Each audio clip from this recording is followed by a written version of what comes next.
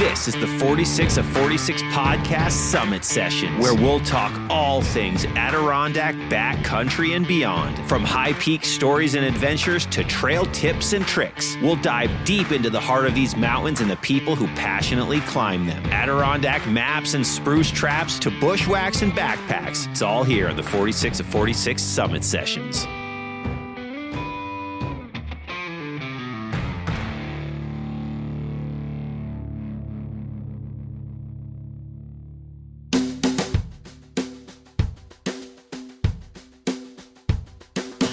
Hello, everyone, and welcome back to the 46 of 46 podcast. Summer is basically in full swing here in the Adirondack Park. Memorial Day. It's been like 80 degrees right now. Absolutely amazing. It's Memorial Day weekend, and it's going to be a fantastic time.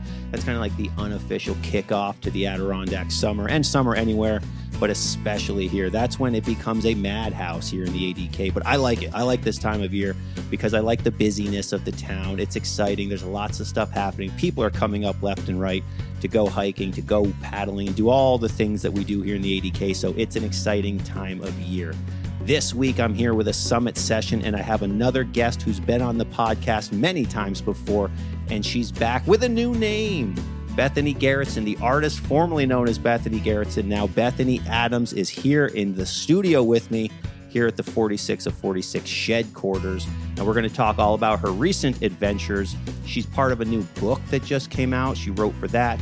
She's been to Kilimanjaro since we last spoke. Lots of stuff to talk about, and she's going to have absolutely great Adirondack adventures this summer. So Bethany, welcome back to the 4646 podcast. It's good to have you. Well, thank you. It is so good to be here. I mean, I think this is probably now your fourth time on the podcast. I think it is the fourth. That's exciting.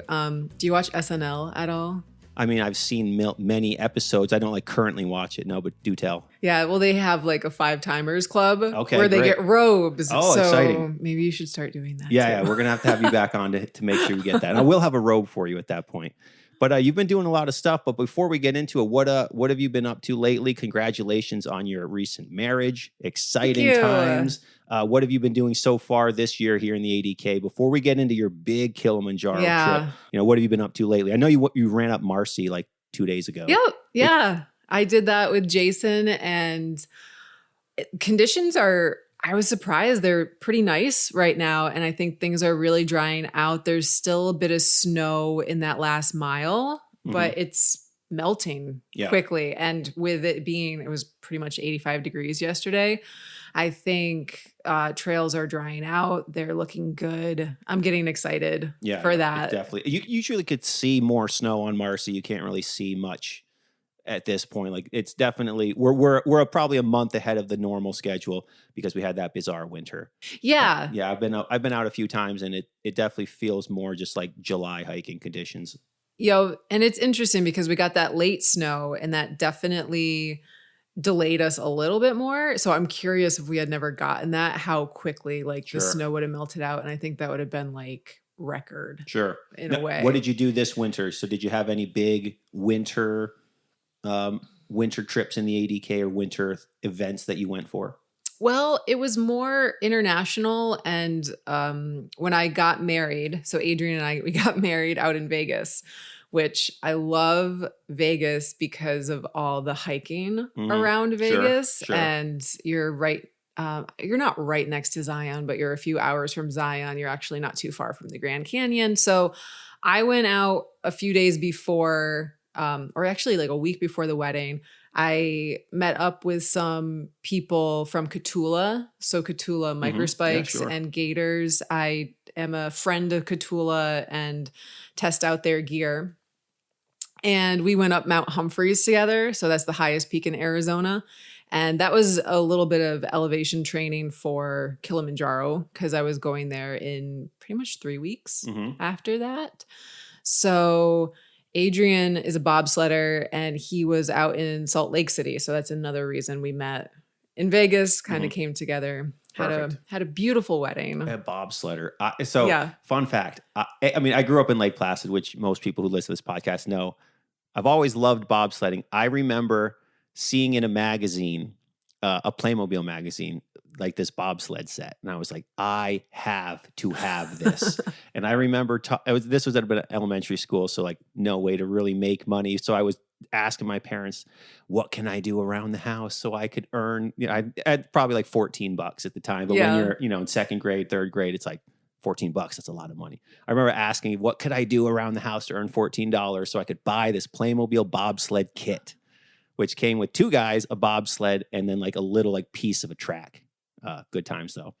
Anyways, cool. That sounds great. So you've been out west, you've been international, but what summer adventures do you have planned here in the park this year? You probably are eyeballing something. I am. So this year has looked differently for me just because all the book stuff going on. So writing has taken a little bit more of my time. But the big project I have that I'm training for is 24 and 24 hours. So 24 high peaks in 24 hours. I was looking at that. I've been looking at that for years. I finally tried it last September with Jason.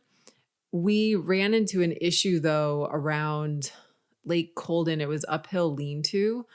A ranger asked if we had a bear canister and we didn't. And it raised a lot of questions and a lot of people got involved on the dialogue because I decided to pull the effort because we were told technically we should have been hiking with a bear canister throughout the night.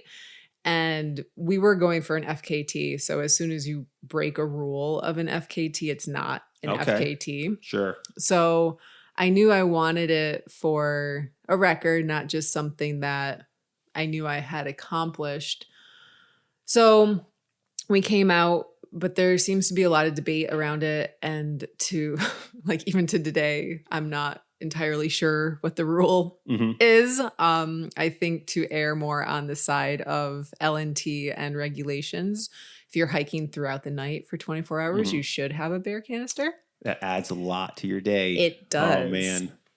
So we're going back and going back with a different strategy where we'll have support people with bear canisters and be able to just resupply with them. How far into the hike were you, into the effort? We were 15 miles. We were 5 high peaks and we were starting, the Mac range and then Cliff and Redfield. So we came off Cliff and Redfield when we found out. And so, yeah, I mean, pretty early on in the effort.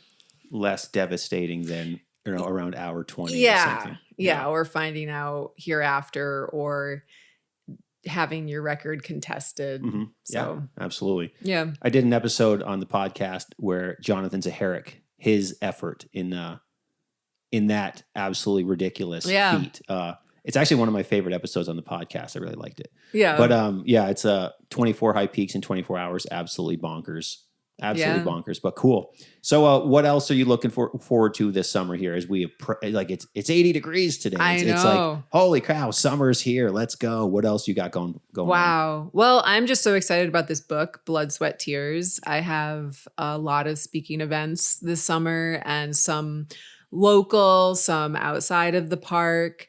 And just training, I'm working with a lot of great gear companies right now, Katula, VJ, and just working on projects that I really care about. And it's all centered around women empowerment. I just feel like that's the real theme this year. And I really feel like women's sports in general are just having this well-deserved moment that's going to carry on momentum into the future. Great. And I just feel it's being more recognized. Yeah. Awesome. As a father of 3 girls, I support you fully in this. So let's talk about the book, Blood, Sweat, Tears. Give us a rundown. Okay.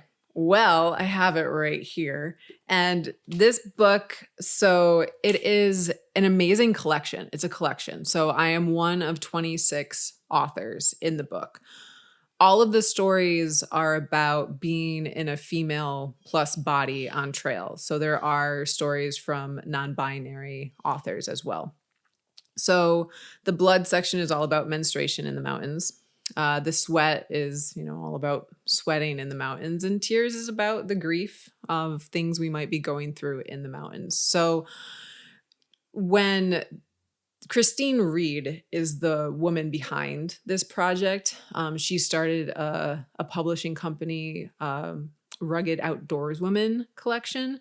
So this is her big, like, first publication with multiple authors. And it's really exciting because you can just feel the momentum build with it and ripple out because there are so many people involved in the project. And that has just been exciting from day one. And I heard about it last year, and you had to, submit your story, and there was over 200 submissions. So I just see that as such a symbol of there's so many women who want to write these stories, and then there's so many women who want to read these stories. And it's not just for women. I've sold this book to many men as well, and they are enjoying it a lot. And I see it just being a great fit for outdoor rec classes and everything. There's stories about body image, mental health, belonging, sobriety, motherhood, chronic illnesses, disordered eating, grief, menopause, injury, mortality, everything. And I think it's just like, it's a real book. Mm-hmm. Now, being picked out of over 200 submissions, like, congrats to you. Thank you. Because that in and of itself is quite a feat, that your story resonated that much with, the people putting the book together. Very cool too. It's also a great idea from a business standpoint to have that many people involved, because now the reach is so enormous. Right? Because it's like, I'm doing a podcast, 26 other people are doing podcasts. Yes. No, or it's like perfect. Pushing it out on their own. So it's going to be in, bookstores, and it's just exciting. It's launching today, and I'm really excited for that. You should be excited. That's an amazing feat. You're in a book, and Thank that's not you. even. I mean, you have another book coming out too. That that's really your baby there. But the fact that you're in this book and you're a part of this world, and this is right in alignment with what your kind of mission is in life. It is, and I think yeah. that's what's a beautiful thing. Like, you're able to keep doing what you do, and then keep leveling up another level while still staying with, the integrity with yourself and what your kind of mission in life is. And I think that is a beautiful thing. It's very organic in what, what's happening. No, I agree completely. And sometimes I just have to pause and reflect. And I really, if I could do this in an imaginary world, in a way of like, give that 23-year-old girl a hug of like, we did it, because she was dreaming about that. She was in the high peaks, and she was already writing down in her journal like stories, and she was dreaming about the thru hike. And it's a cool reflection. And I think it's really important for, anyone who's going after dreams, really enjoy them too, and don't just rush on to the next thing. Really be in the here and now with what you're doing, and it's really beautiful. Absolutely. I mean, I speak with people all the time.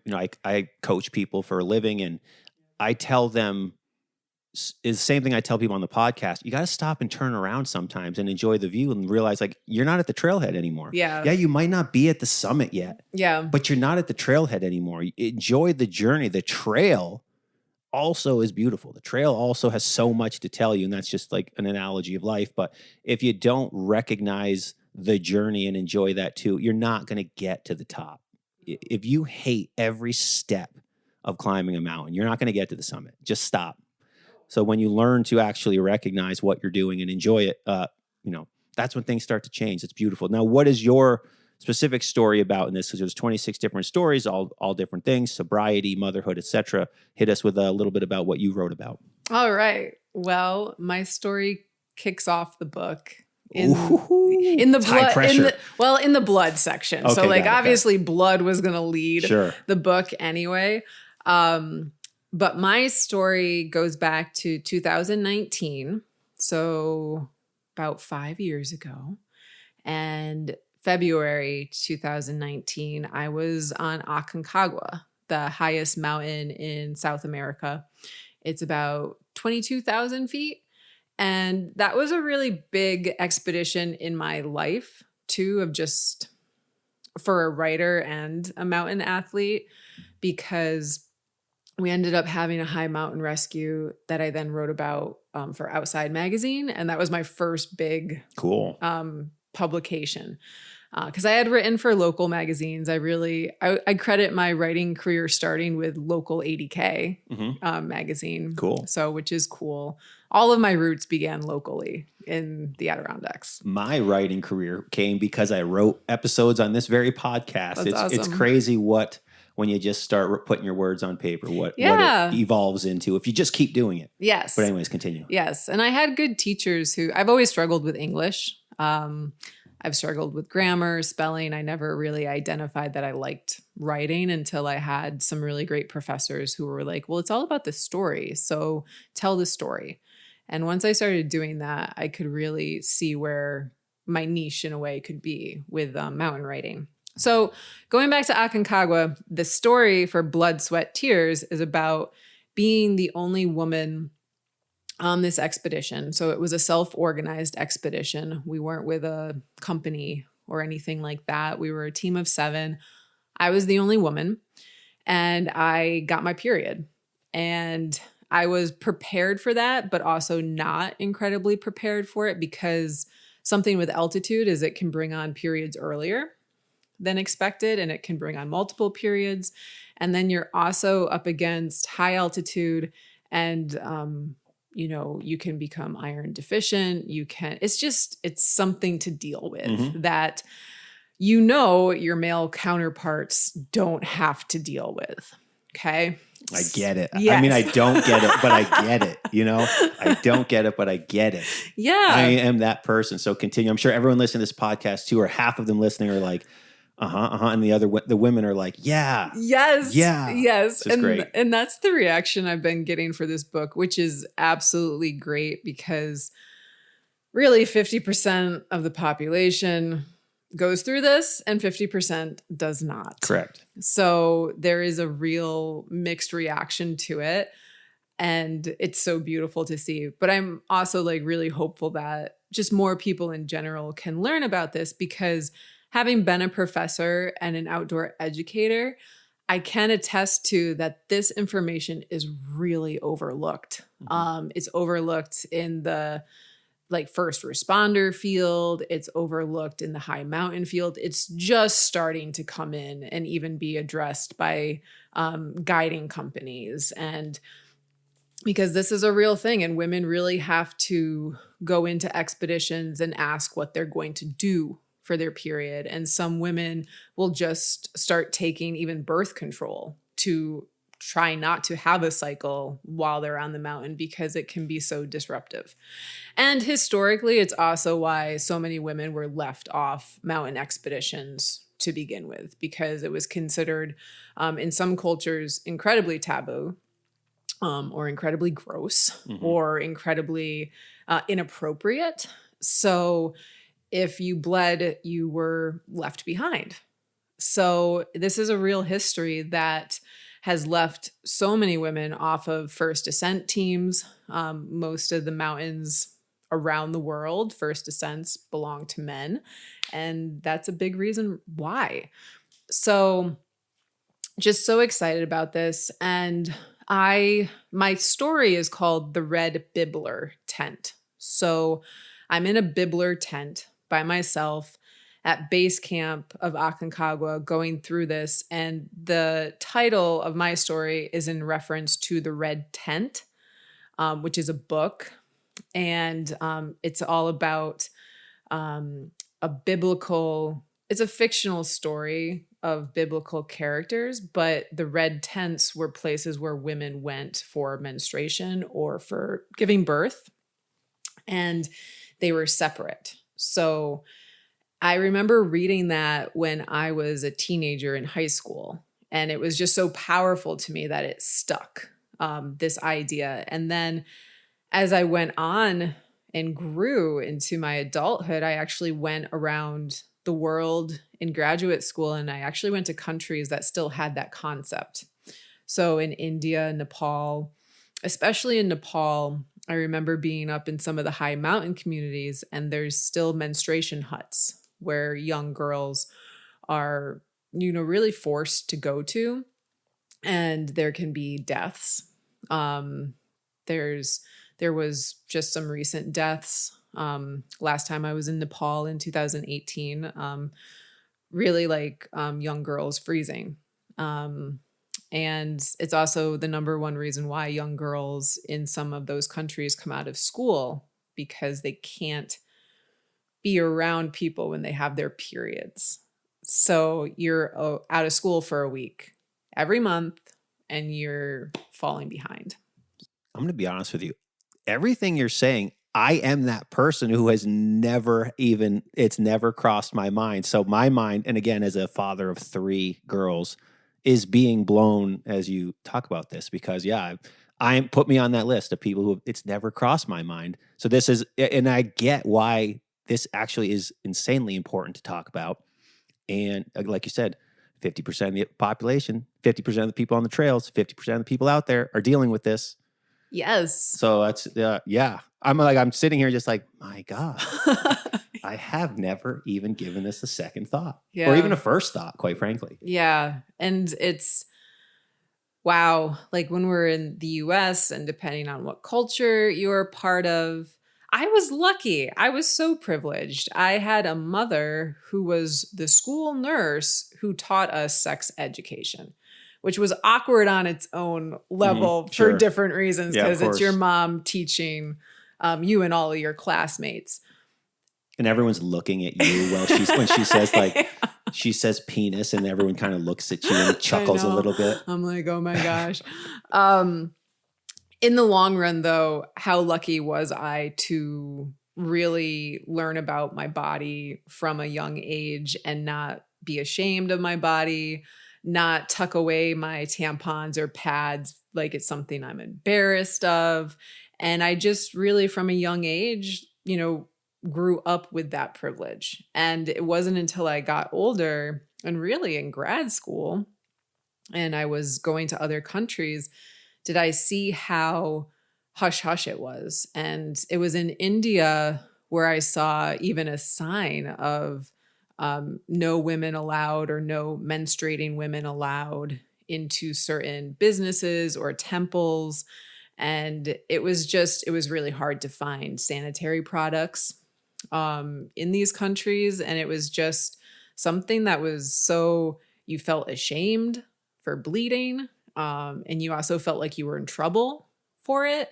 And I took students, when I taught at Paul Smith College, I took them to Nepal and I did a briefing with all my female students because we were going to be there for 2-3 weeks. And so most of you are going to have a period within that time, or the start or an end, and just really prepping them of bring all your products. Don't expect to find what you need in country. Also, too, when we're in Nepal, it is more important that we conceal. It's very taboo to show any sort of blood. And I have a funny story around that, actually, and I mention it in my story because I tie Nepal into what I'm going through in Aconcagua, because I'm really reflecting on how women around the world have to either conceal or go through this on their own. And when I was in Nepal, it was May. It was actually about this time of year in Nepal, and the leeches are horrible. So it's pre-monsoon, and the leeches, you don't even see them. You don't know where they come from, but they get into your shoes. They get up into your clothing. You don't feel them. They're biting you, and you don't even feel it. I was doing some stretching and I had looked on the ground. I didn't see any leeches.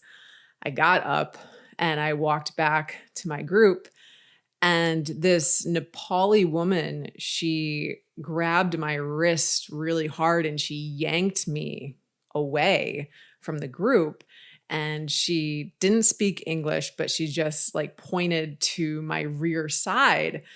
And I turned around and I looked and I saw that I had blood on my backside from the leeches, which at first I was like, I thought was kind of funny. Mhm. I was like, oh, those little leeches. Like I was even looking for them. I need to go like peel them off. Or my first reaction was more comical. Ew. Sure. You know? Yep.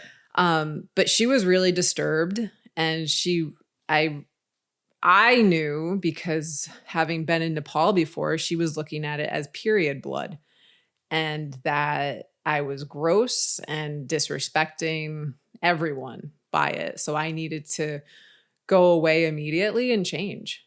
And it wasn't even period blood. And I just felt this real, wow. Like it was a moment you don't forget. It's just a culture shock at that point. Yeah. Yeah. So, yep, that little story's in the book as well.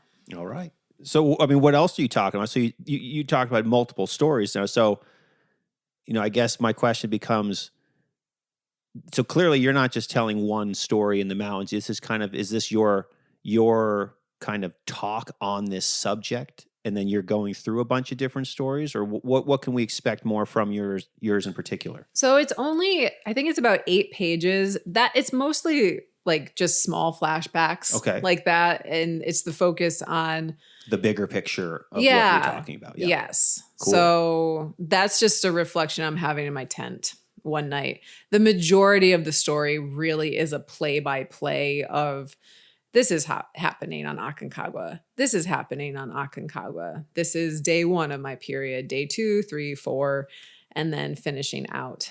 Mm-hmm. Because, and it talks about just Aconcagua in general and the logistics of it a little bit. And also managing my ulcerative colitis while I'm on the mountain. Mm-hmm. So I'm not going to give it all away. No, don't. Please don't. It gets even better. Awesome. And yeah. That's great. I could imagine it's quite the read. Now hit me with this. What's your second favorite story in that book? Oh, geez. Second favorite. Oh, I don't know if I can answer that. No, I'm sorry. Not from your chapter. What's another? Oh, I know. Okay, yeah. No, What's know what you mean. What's another one of the stories in there that you're particularly fond of? Oh, they're all so good. I will say one that really stood out to me is Obscured by Light, and it's Michaela Ulsler. I think I'm saying that right. She's also an FKT athlete and a guide, and she talks about mental health, and it's really powerful. Mm-hmm. And I believe it's on her Colorado Trail FKT. Yeah. All right. So I just think this book has gone deep in so many ways of, wow, I'm glad someone just talked about that. Mm-hmm. And by getting so many different people talking about it, it's not like a regular book where here's this person's opinion. Like you actually get a real controlling theme when you put all these different people's thoughts together, and it naturally creates the bigger picture. Kind of like when you see, I don't remember, what are those pictures called where they have like a million little pictures and they create this one big image, whatever those are called. You all know what I'm talking about. But yes, that's literally what the book is doing. It is. It really is. And I feel like the blood section does that so strongly, because if you're a woman going out on trail having to deal with a period, if you read the blood section, you can have a bigger picture of like even tips, tools, takeaways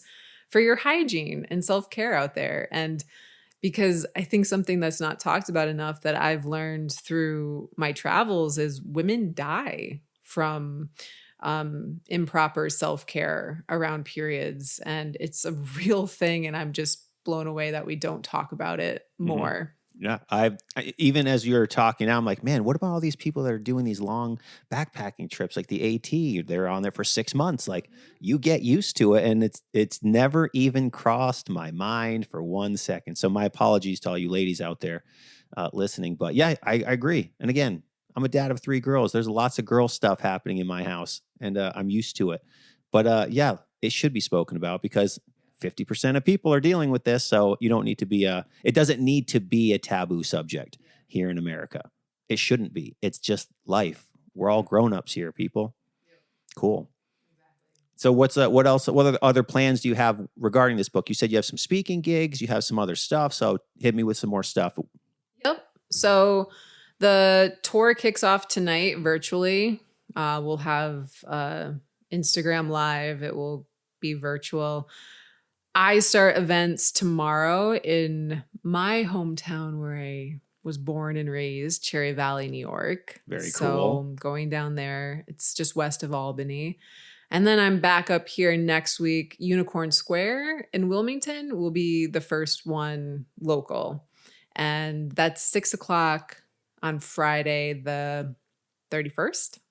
All right. Very cool. And then I have some in Saratoga, some back down near where I'm from. And that will wrap it up. And then I have to put my real attention into the through hike book, the unsupported through hike book. Yes, which I'm super psyched on. I've actually, since you told me about that the last time you were here, which I don't know, maybe it could have been a year ago. I don't remember when you were last here. It was about a year. Yeah. The name, I was just like, it's stuck with me, unsupported. Like I could just see that name in a bookstore, in a book. It's like, it's just so perfect. It's bold. It's just, yeah. Anyway, we'll talk about that in a second.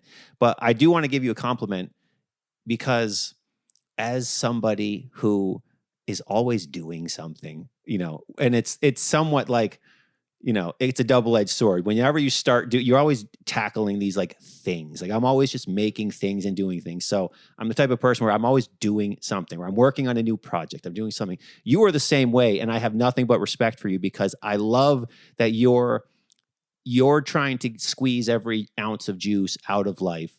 You're like, oh, you're writing now. You've already been writing. You're writing a book. You've wrote another book. You're out pushing yourself in the mountains. And as someone who like thrives on, pushing yourself physically, I just see that and I say, I have so much respect and admiration for what you do. And seeing your progression over the last, I guess, since we met, maybe like 3 or 4 years, you have speaking gigs now. You have doing this, like you're doing it, and you're doing it in a very true to you fashion. Like you're not bouncing from here to there.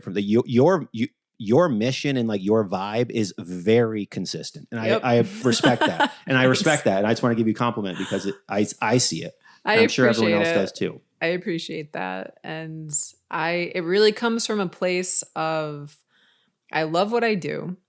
I love what I do. And I want to live every day to the best of my ability. And I know that our minds and our bodies are a gift, that it's not a guarantee.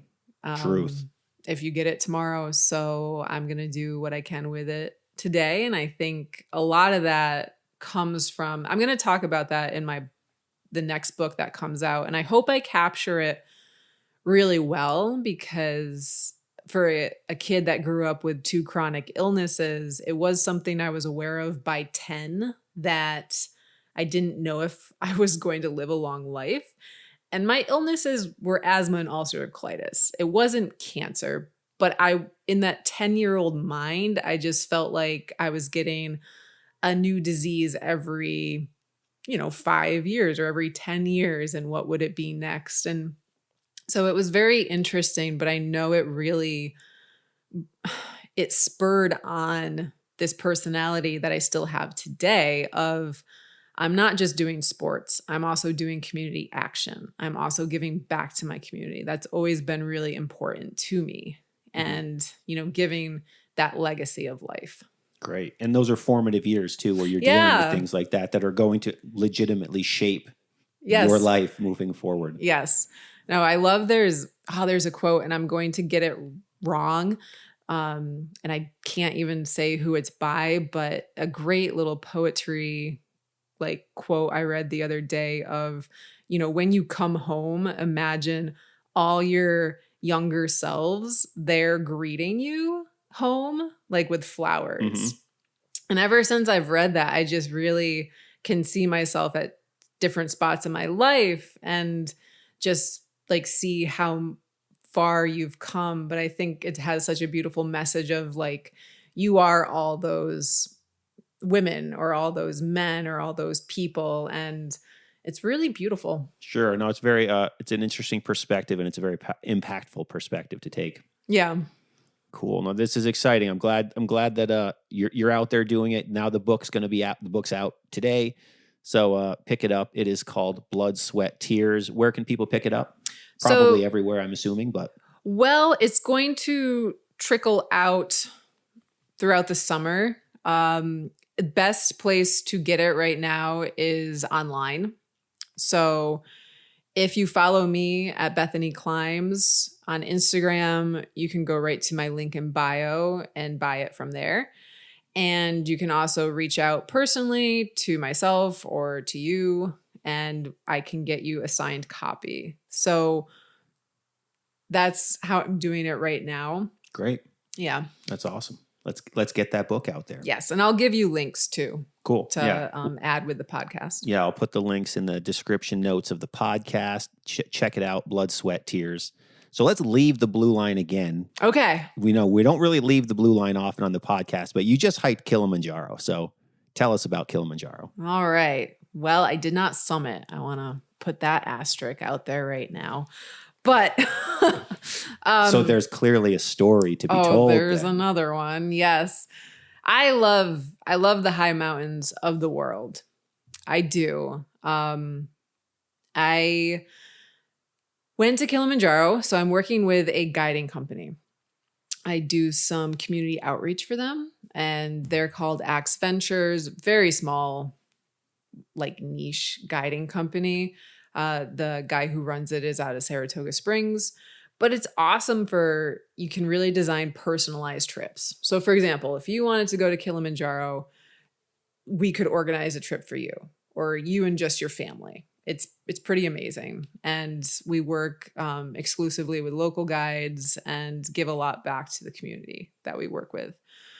So I went with a small group, and there was 3 of us as clients, and Kilimanjaro has been a destination that I've wanted to get to within the last decade. And I feel like I've had some trips organized, and then COVID happened, and then COVID kept happening. And so just getting over there was a big feat in itself. And it started with, I would not advise this for anyone, a 15-hour flight from JFK to Nairobi. Yeah, Kenya. It's a long time in one airplane. It was awful. And I don't sleep on planes. Neither do I. I can't. Well, here, actually, real quick before, I can't stay awake, but I also can't sleep. So like anytime I fly on a plane, I'm in and out every 30 seconds. So it's even worse. It's like, I wish I could just stay awake or go to sleep, but I'm just in and out, in and out, in and out, in and out for 3-4 hours. I loathe flying in an airplane. So that sounds miserable for me. I'd rather just like take a ship, just like take 4 months to get there, like on a pirate ship or something. But continue. I am in the same literal boat there. I think I was like halfway through the flight, and I just realized I was like, I have another 7 hours of this. And I had to do some deep breathing on that, because at that point, everyone else is sleeping around you and you're the one person still awake. And you're going to like start a huge expedition too when you get there. It's not like you're going to go sit at the beach. Yeah. Yep. So we get over there. Nairobi is beautiful. Kenya is amazing. Kilimanjaro is in Tanzania. So a lot of misconception around Kilimanjaro being in Kenya. It's not. It's in Tanzania. So Tanzania, beautiful country. It's, very tropical. You're close to the equator. So there was a lot more rain than I expected. And we, talking to the local guides, they are noticing a shift in climate patterns with the warming of the environment. So the rainy season is going longer on the mountain. It rained every day. I was really not prepared for that. I was preparing more for, especially on the mountain, a drier mountain experience. So we were really on the mountain battling, keeping our gear dry.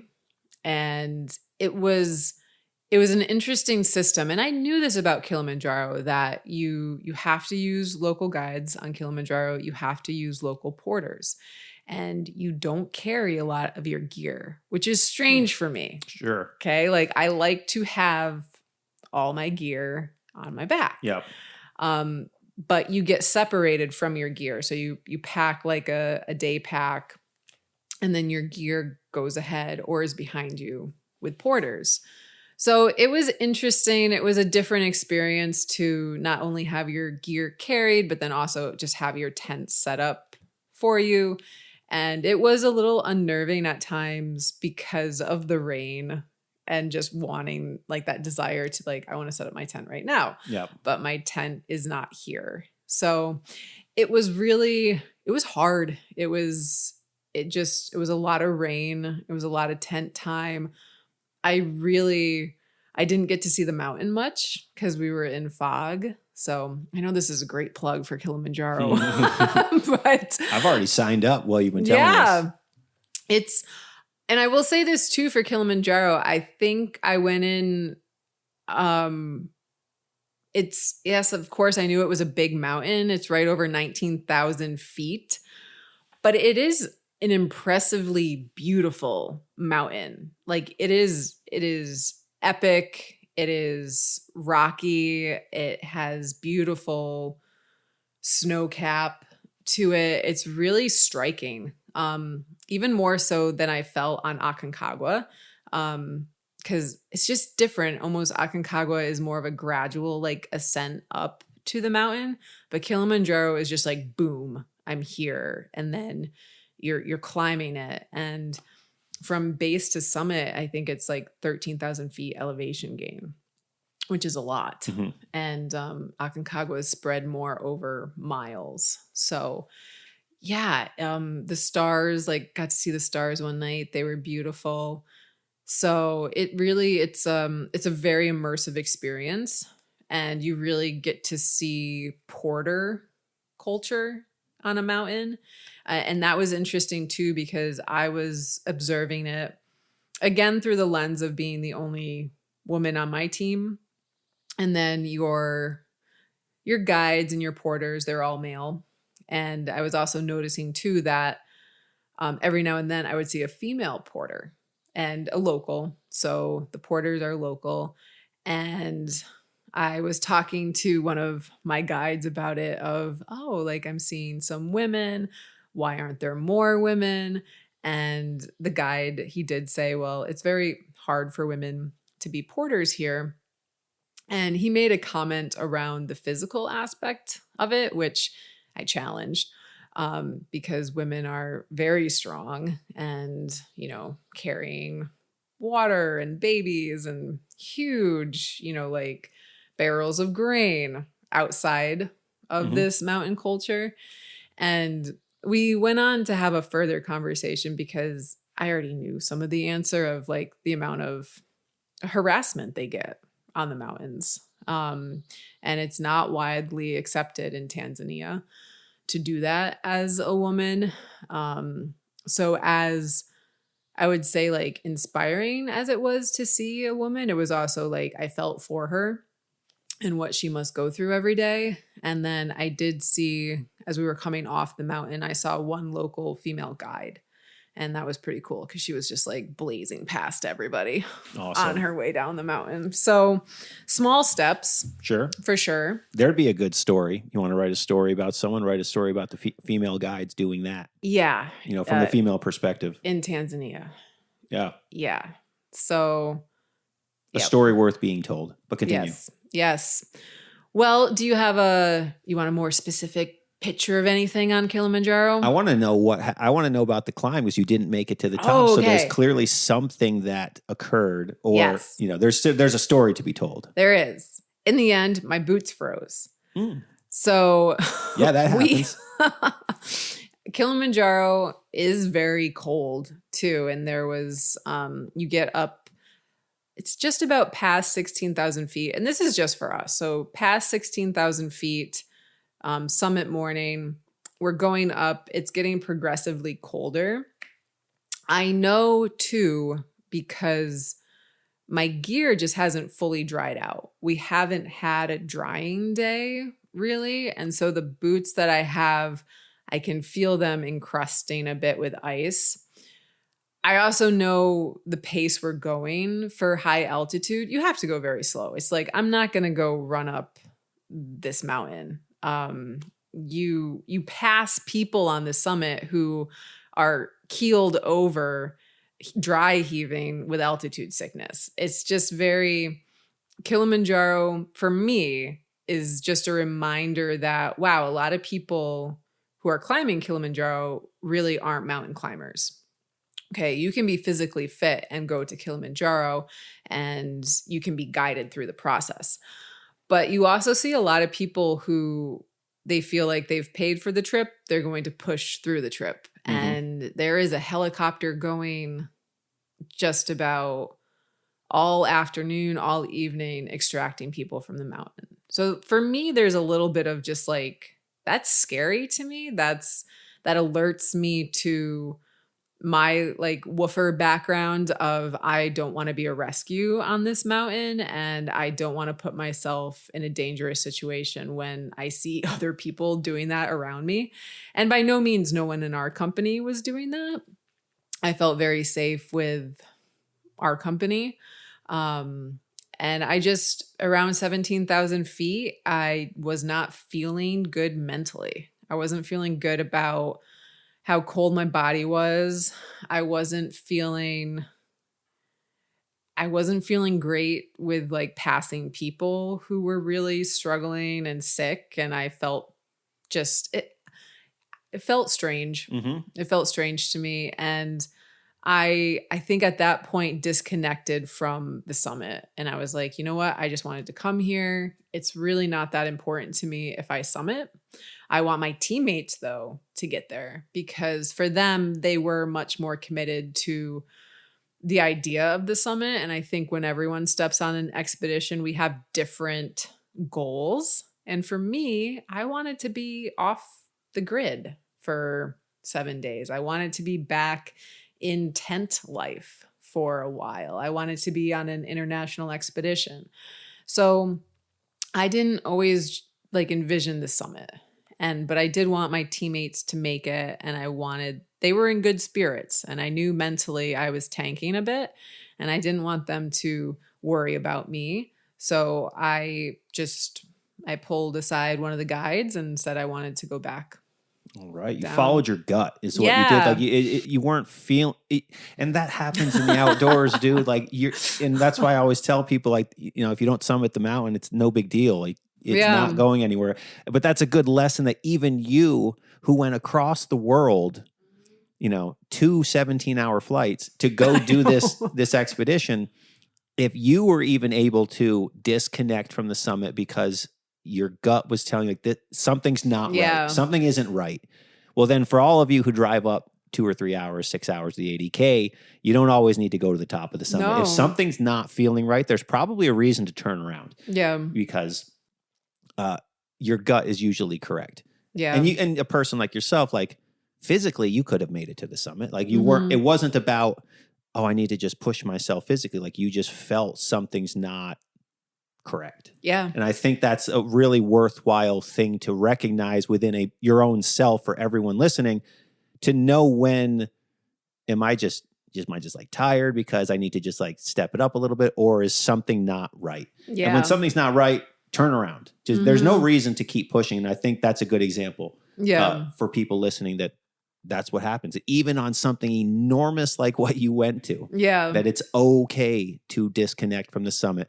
And the adventure, that's still part of the adventure, right? Like you're telling the story right now. Yeah. It's still part of the story. Yes. In the moment, maybe it's like, but at the end, like you'll tell that story forever. Mm-hmm. And it not every story is the Cinderella story where it's everything ends up perfectly. Like it's still a good story though. Yeah. And it's still what happened. So I commend you for having the the ability to make that call for yourself, because obviously I'm sure a lot of the people that were getting helicoptered off probably could have served well, maybe making similar decisions, maybe not, but it's good to be able to recognize that.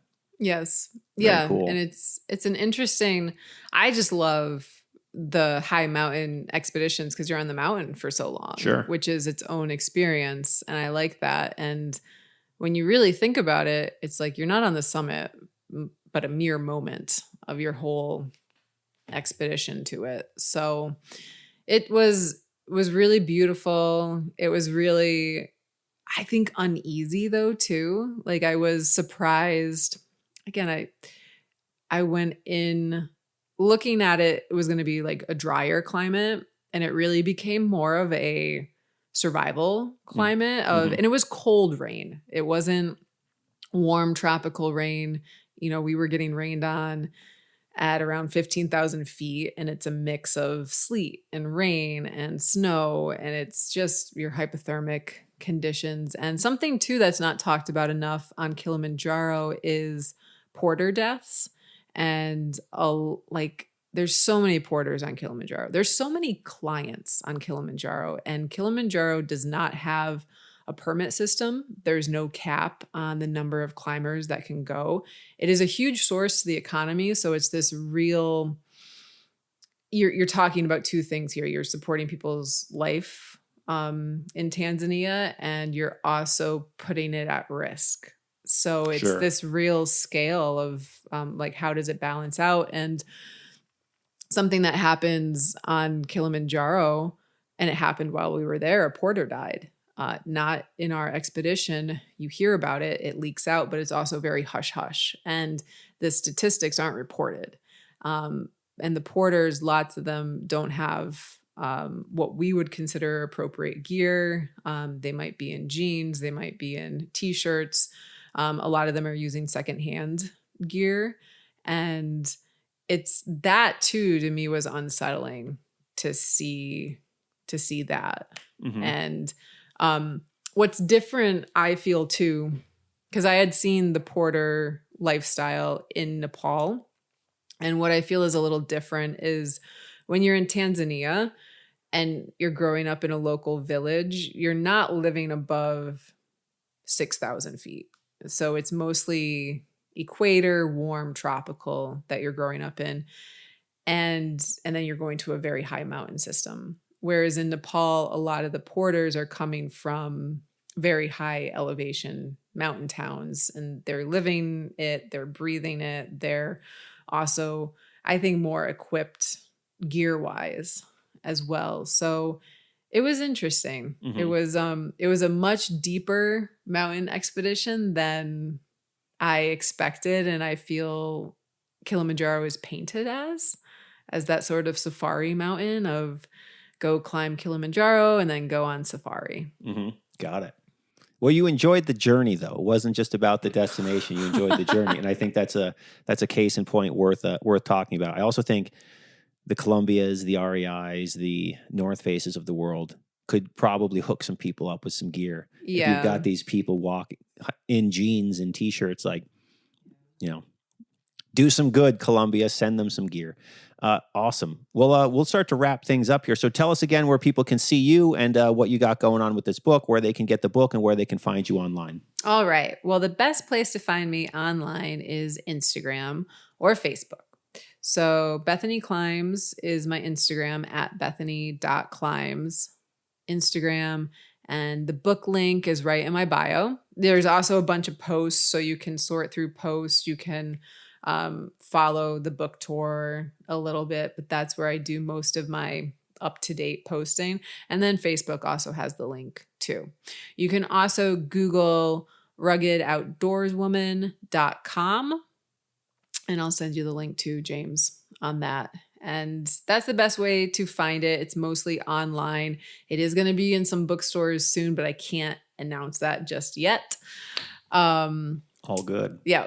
All right, great. Well, when your next book is complete and ready to come out, Unsupported, we'll have you talk all about that book. Oh, yeah. If you want to hear what the story of Unsupported is, it's from their Bethany and Katie's Unsupported Thru Hike, which there's an episode on this podcast. just scroll back, probably 100 episodes at this point, and check it out. But that's the story she wrote her next book about. So very cool.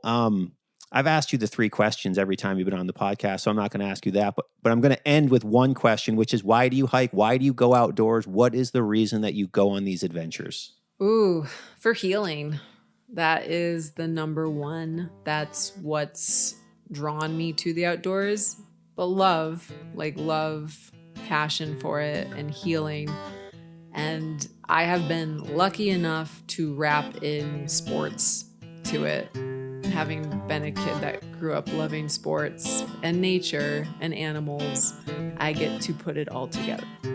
That's beautiful. And I am the same way. I like to be out there huffing and puffing. That's what really gets me excited. But all right, great. Blood, sweat, tears. Check it out. Follow Bethany online at Bethany Climbs. That's going to wrap up this episode of the Summit Sessions. Thanks for listening to the 46 of 46 podcast. Head over to 46outdoors.com if you're about to climb the high peaks and you want some help doing that. I have an ebook that's got some information for you. You can sign up for a call with me, and we could go through and book you an actual itinerary, whatever you need to help you have an adventure here in the Adirondack Park, that a place I'm lucky enough to call home. Thanks. Check it out, 46outdoors.com. Check back on Fridays for new mountains, new stories, new guests, and new episodes right here on the 46 of 46 podcast. Remember to always leave no trace, do the rock walk, and if you carry it in, carry it out. See you on the trails, everybody.